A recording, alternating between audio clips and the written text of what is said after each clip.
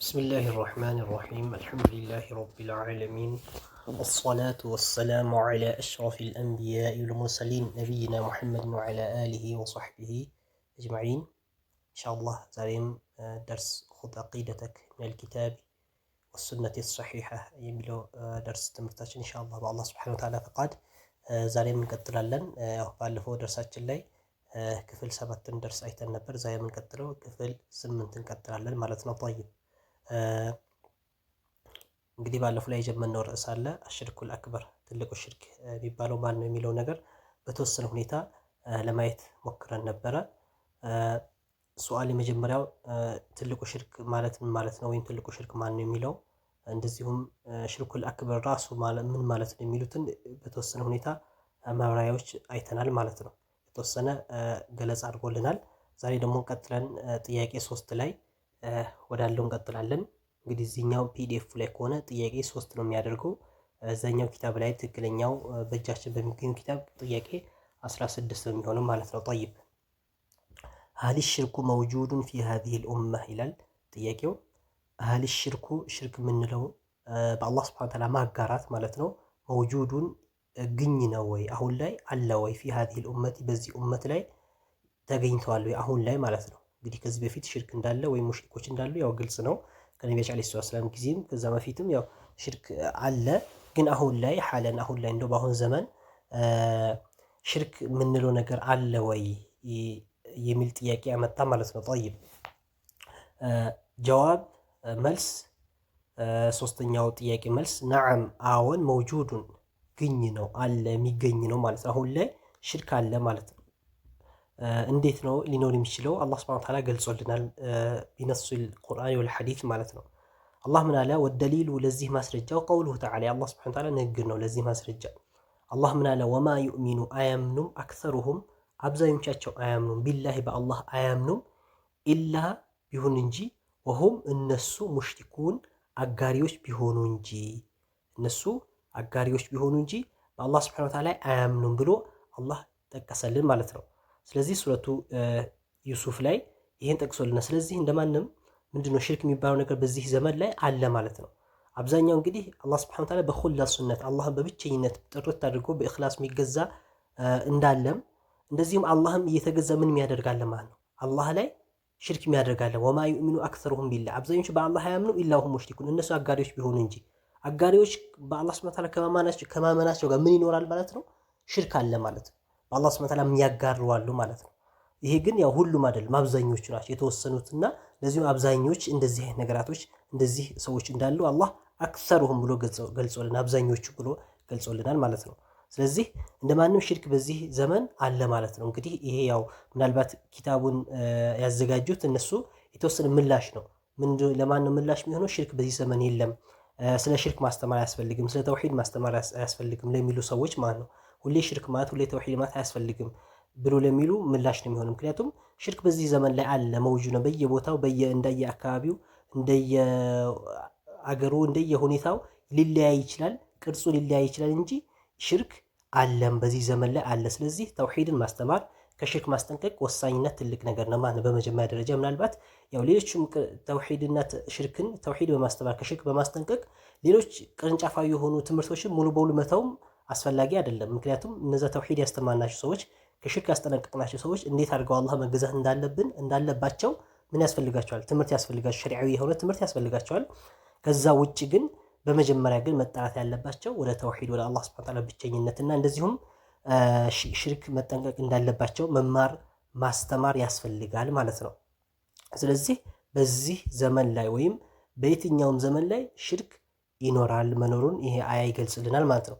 وقال صلى الله عليه وسلم ነቢያችን አለይሂ ሰላም አሉ لا تقوم الساعة لا تقوم أتقوم الساعة قيامة أتقوم አሉ حتى تلحق እስከምትጠጋ ድረስ ቀባኢል ማለት የተወሰኑ ጀማዓዎች እንግዲህ ከሚን ኡመቲ ከኔ ኡመት የሆኑ የተወሰኑ ጀማዓዎች እንግዲህ ኡማ የተፈለገው እዚህ ጋር ኡመተል ኢጃባ ነው።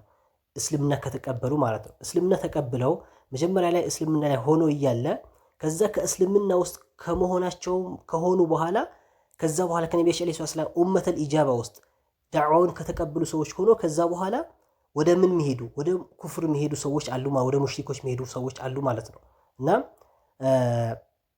ላተቁሙ ሰዓቱ ቅያማ አትቁም ሐታ ተልሐቀ እስከምትጠጋ ቀባኢሉ ማ የተወሰኑ ጀማዓዎች ሚን ኡመቲ ከኔ ኡመት ማለት እንግዲህ እስልምና ከተቀበሉት ውስጥ ቅያማ አይቆም እስከሚጠጉ ድረስ በማን እስከሚጠጉ ቢል ሙሽሪኪን በሙሽሪኮች እስከሚጠጉ ድረስ ማለት ነው።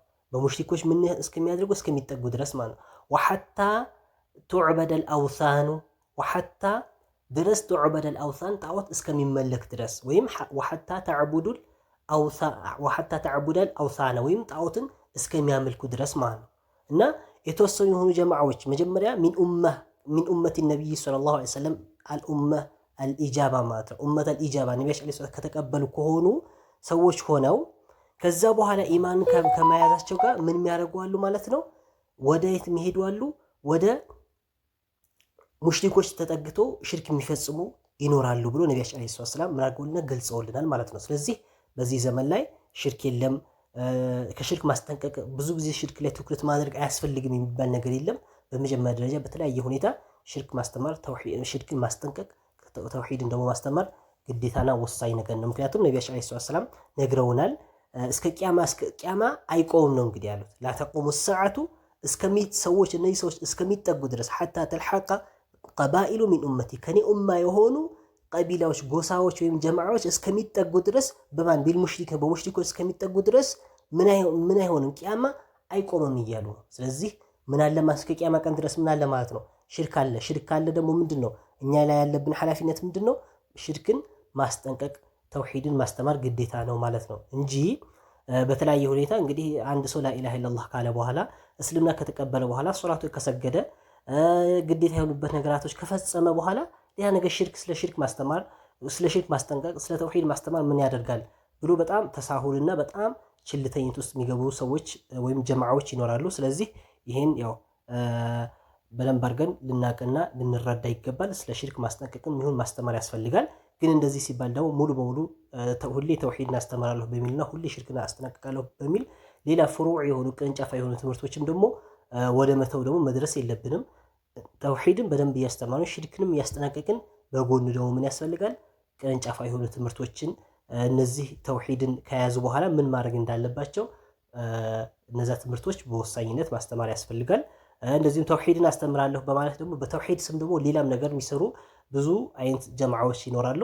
ተውሂድን አስተምራለሁ ብሎ የሰዎችን ስም ማንሳትና ዘለፋና የተለያየ ሁኔታዎች እንደዚህ አይነት ነገሮችም ይኖራሉ። ስለዚህ ምንም አይነት ድብልቅልቅ ሳናደርገው ጥርት ባለ ሁኔታ ተውሂድን ማስተማር ያስፈልጋል። ከሌላ ነገር ሳናደባለ ከዛ በኋላ ደግሞ ፍሩዕ የሆኑ ነገራቶች ቅርንጫፋዊ የሆነ ሶላት እንዴት መስገድ እንዳለባቸው 5 የእስልምና መሰረቶችና የኢማን መሰረቶችን በትክክል ሰዎች እንዲረዱ አድርጎ ማስተማር ወሳኝና አስፈላጊ ነው ማለት ነው። طيب ሱአል ጥያቄ አራተኛው ጥያቄ እንግዲህ እንደ ፒዲኤፍ ከሆነ አራተኛው ነው። ምናልባት እንደ ኪታቡ 17ኛ ጥያቄ ነው የሚሆነው። 17ኛው ጥያቄ ማ ሁክሙ ዱዓኢል አምዋቲ ወልአዊል ጋኢቢነ ማ ሁክሙ ፍርዱ ምንድነው?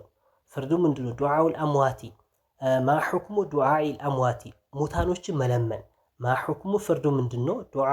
ዱዓኢል አምዋት ሙታኖችን መለመን አዊል ጋኢቢነ ወይም ሩቅ ያሉ የሆኑ ሰዎች መለመን ፍርዱ ምንድነው? ማለት እንግዲህ አንድ ሰው ሙታኖችን ቢለምን ወይም ሩቅ ያሉ ሰዎች ቢለምን እሱ ላይ ምንድነው ምን አይነት ስራ እየሰራ ያለው ስራው ምንድነው? ሰውየውስ በምን አይነት ሁኔታ ይመዘናል የሚለውን ሊነግረን ነው ማለት ነው። ስለዚህ እንግዲህ አምዋት ብሎ ማለት ማን ናቸው? የሞቱ የሆኑ ሰዎች ናቸው። በህይወት የሌሉ ቀብር ላይ ያሉ ሰዎች የሞቱ ሰዎች አዊል ጋኢቢነ ወይም ሩቅ ያሉ ሰዎች ማለት ምንድነው? ለማኙ ሌላ ቦታ ተለማኙ ሌላ ቦታ ሩቅ ሆነው መለመን ማለት ነው። ስለዚህ ይሄ ፍርዱ ምንድነው ነው? طيب ዱዓኡል አምዋት ጀዋብ ያው መልስ ብሎ አመጣልን። ዱዓኡል አምዋቲ ሙታኖች መለመን አዊል ጋኢቢነ ወይም ሩቅ ያሉ ሰዎች መለመን ሚነ ሽርክል አክበሪ ከሽርክል አክበር ነው የሚመደበው፣ ከትልቁ ሽርክ ነው የሚመደበው ማለት ነው። ምክንያቱም ዱዓኡል አምዋት እነዚህ የሞቱ ሰዎች እነሱ ምንም ነገር መፈጸም አይችልም። እንኳን እኛ ለነሱ አርጉልን ብለን ልንላቸው ይቅርና እነሱ ከኛ ምን ይፈልጋሉ? መልካም ነገር ሶደቃ ልናደርግላቸው እንደዚሁም ዱዓ ልናደርግላቸው ይፈልጋሉ እንጂ እነሱ የኛን ዱዓ ሰምተው ከዛ በኋላ ኢስቲጃባ ሊያደርጉ በፍጹም አይችሉም። አቅሙም የላቸውም፣ አይሰሙም ጭምር ወደፊት እንደሚመጣልን ማለት ነው። ስለዚህ ሙታኖችን መለመን ምንድነው? ምን ሽርክል አክበር ከትልቁ ሽርክ ነው የሚሆነው ማለት ነው። ከትልቁ ሽርክ ቃለ ተዓላ አላህ ሱብሓነሁ ወተዓላ አለ ወላ ተድዑ አትለምን አላቸው። ወላ ተድዑ አትለምን ወላ ተድዑ ሚን ዱኒላህ ከአላህ ሱብሓነሁ ወተዓላ ውጭ ያለን አካል አትለምን ማላ የንፈዑከ የማይጠቅምህ ለምነኸው እንደው ሊጠቅምህ የማይችል ወላ የضሩከ የማይጎዳህ ብትለምነው ወይም መለመን ብተወው ለምን አልለመንከኝም ብሎ ሊጎዳህ የማይችልን አካል አትለምን። ፈኢን ፈዐልተ ብታደርግ ማለት ነው። ማለት ይህን ብትለምን ልመና ብታደርግ ፈኢን ፈዐልተ ብታደርግ ፈኢነከ አንተ ኢዘን ያኔ ኢዘን ማለት ምን ማለት ነው? ያኔ መቼ ይህን ስራ በሰራህ ጊዜ ሚነ ዛሊሚን ከበዳዮች ትሆናለህ ማለት ሚነል ሙሽሪኪን ከሙሽሪኮች ትሆናለህ። በአላህ ሱብሓነሁ ወተዓላ ካጋሩ ሰዎች ትሆናለህ። እንግዲህ በአላህ ሱብሓነሁ ወተዓላ ማጋራት ደግሞ ከእስልምና የሚያስወጣ ስራ ሰራ ማለት ነው። ስለዚህ ማይጠቅሙ ቢለመኑ ሊጠቅሙ የማይችሉ ቢተዉ ደግሞ እነሱ ጉዳት ሊያደርጉ የማይችሉ የሆኑ አካላቶችን መለመን አይቻልም። ቢለመኑም ሽርክ ነው የሚሆነው፣ ትልቁ ሽርክ ነው የሚሆነው ማለት ነው።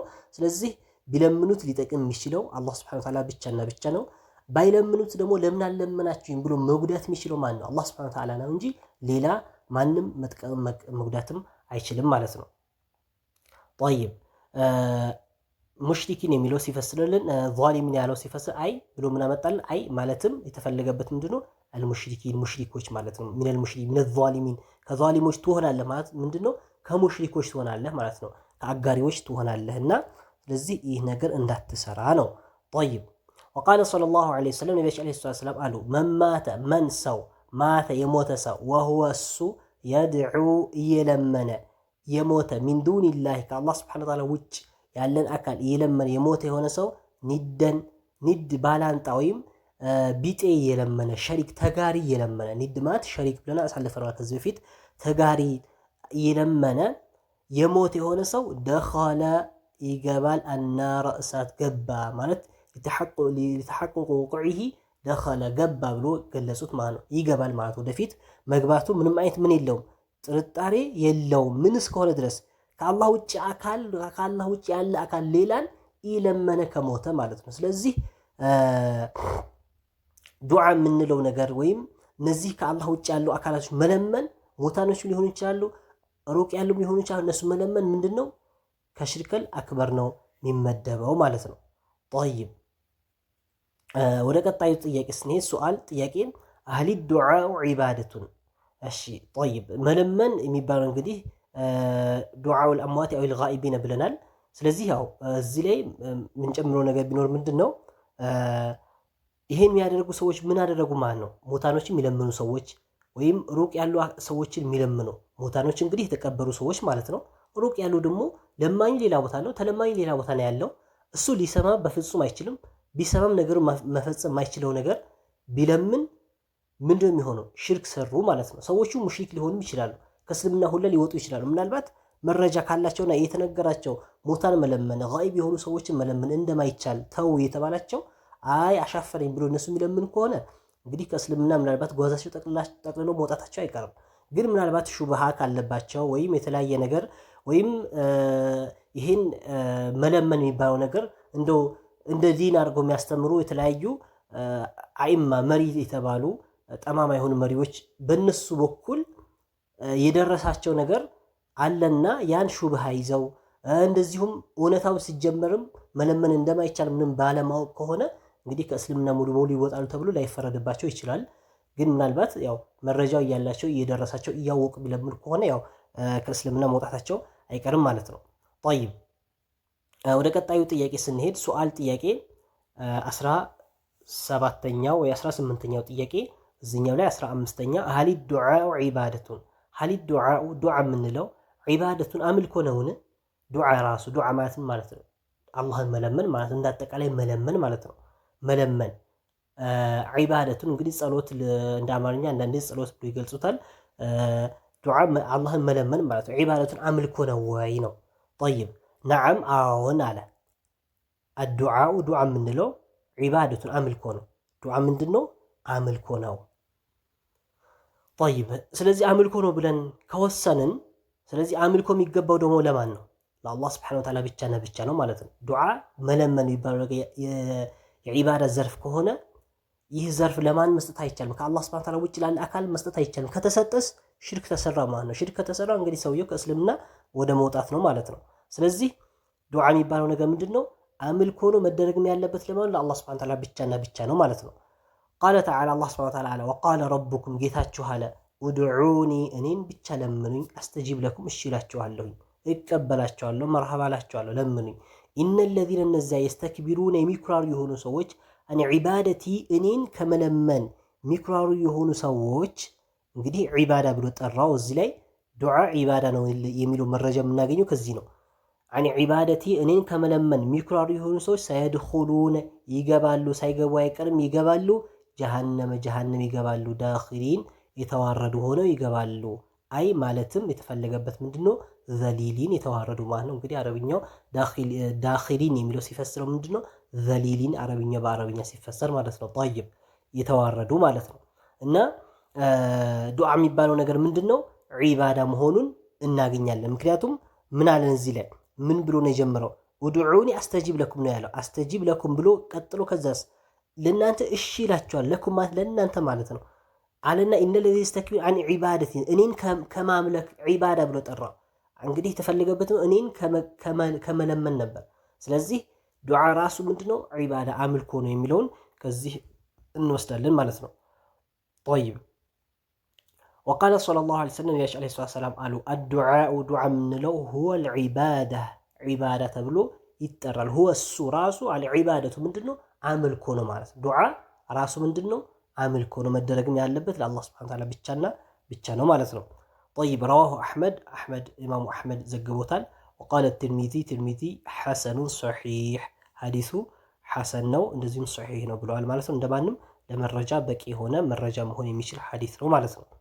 ጠይብ ሱአል ጥያቄ ሀል የስመዑ አልአምዋቱ አዱዓአ ሀል የስመዑ ይሰማሉን? አልአምዋቱ ሙታኖች አዱዓአ ጥሪን ልመናን ይሰማሉን? ይሰማሉ እነሱ ቢለመኑ እንግዲህ ይሰማሉ ጥያቄ ነው። ጠይብ ጀዋብ መልስ ላ የስመዑን አይሰሙ ሊሰሙ አይችሉም።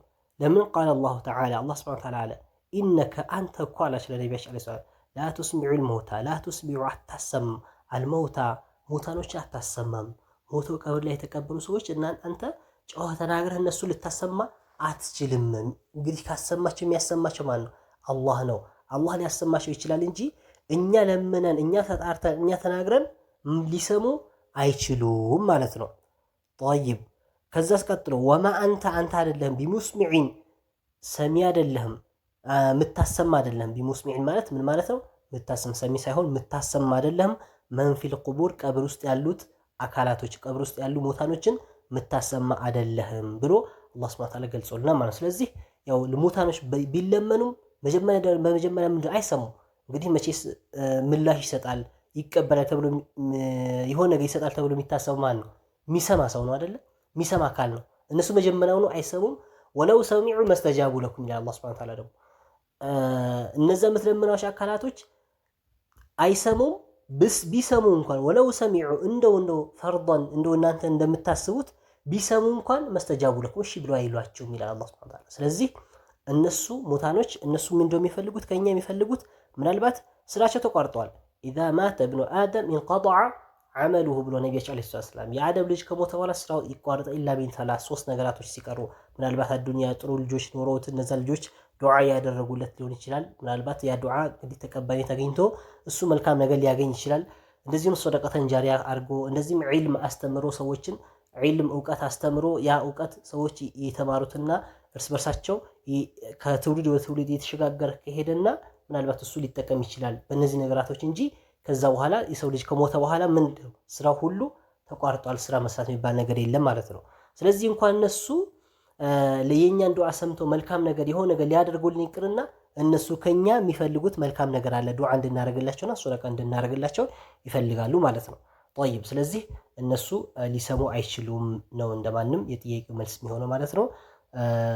ኢንሻአላህ እንግዲህ ደርሳችን እዚህ ላይ ተወቁፍ እናድርግ። አላህ ሱብሓነሁ ወተዓላ ሰምተን የምንጠቀምና በተግባር የምናውል እንደዚህም የነቢያችን ዐለይሂ ሰላም ትክክለኛ ተከታዮችና የነሱ የሰሃቦች የሰለፎችን መንገድ በትክክል ምንተገብር አላህ ያድርገን። ወላሁ ስብሓነሁ ወተዓላ አዕለም። ወሰለላሁ ዐላ ነቢይና ሙሐመድ ወዐላ አሊሂ ወሰሕቢሂ ወሰለም።